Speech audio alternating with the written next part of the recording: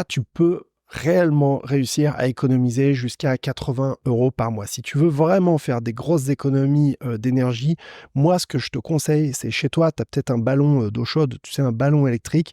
Ça va être de faire deux choses sur ce ballon. La première chose, ça va être de le surisoler avec une couche d'isolant type plaine de roche en 10 centimètres et un isolant type métallique, type en aluminium. Tu sais, il y a même des chaussettes qui se vendent directement sur Amazon et qui permettent de recouvrir, mais il faut les surisoler vraiment pour que ce soit hyper isolant et éviter d'avoir des pertes caloriques sur le ballon d'eau chaude.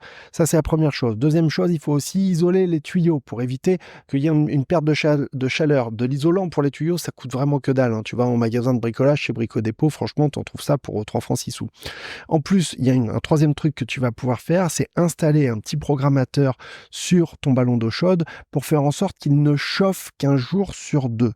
L'idée, c'est qu'il se mette moins souvent en chauffe et donc à ce moment-là qu'il consomme moins d'énergie.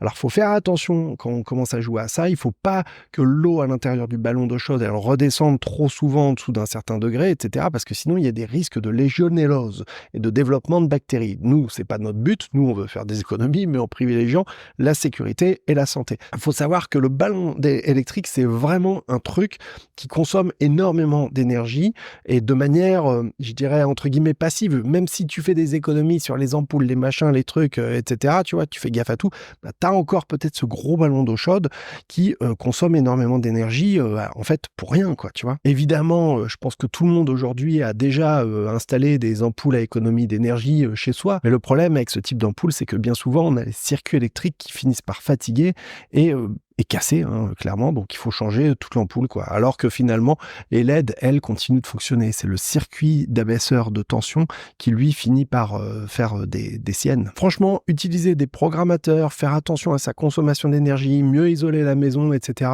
tu peux facilement réussir à économiser 80 balles par mois si tu fais attention. De la même façon, il est évident que ça sert à rien de chauffer les pièces qui sont inutilisées. De la même façon,